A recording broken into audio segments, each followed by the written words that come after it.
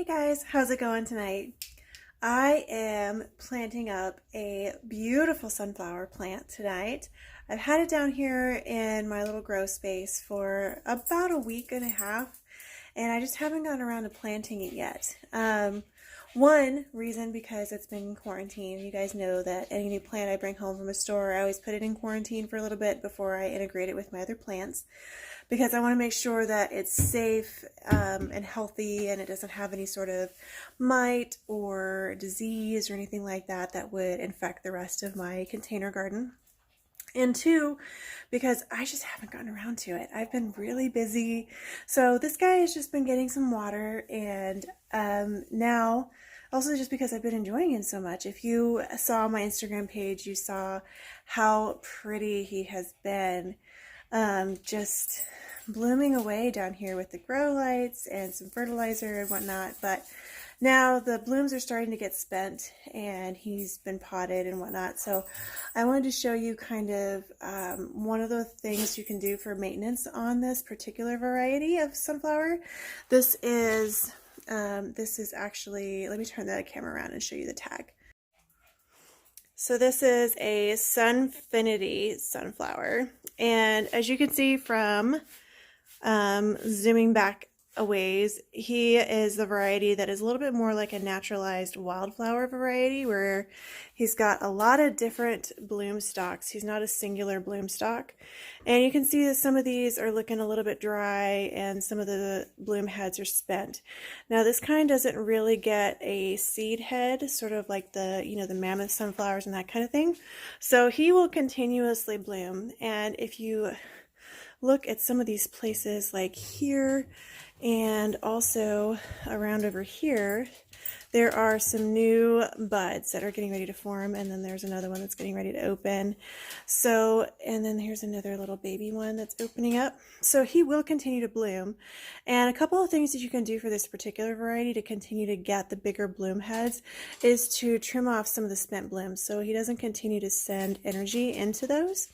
And one of the ways that you do that is you just take your clippers or scissors or whatever it is that you're using, and you just take them, and you're going to want to go from a stalk right here and then trace down all the way down to the stem, down to right about there, right at about a division point, and snip.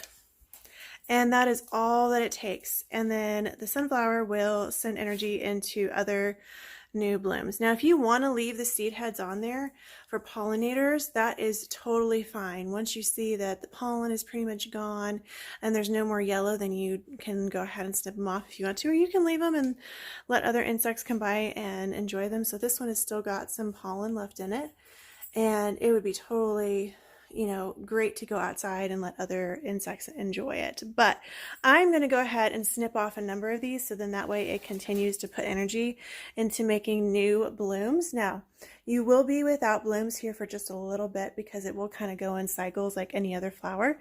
But given a little bit of time, water and fertilizer and sunshine, and you will have a whole bunch more of these beautiful bloom heads. So that's what I've got for you guys today for a quick video on how to and kind of simple care for sunflowers.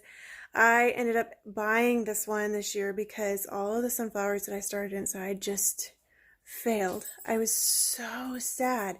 I had little starts, and I had them in little tiny containers, and I had them in small pots, and for whatever reason I just had tough luck this year with my sunflower starts.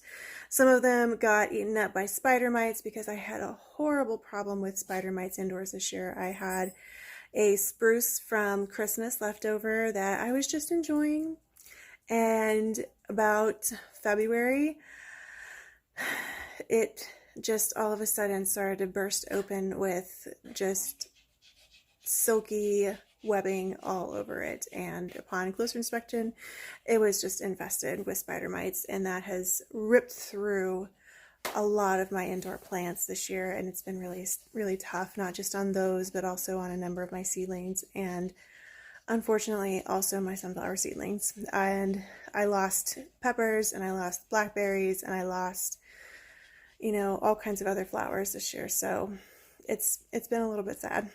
But I was very fortunate to find this big beauty at Walmart this year. So if you are looking for sunflowers, I found that one just a couple weeks ago, a week and a half ago. So I hope this is good information for you guys. If you have questions about sunflower care, please drop them below. And if you haven't subscribed, then don't forget to hit that little red button.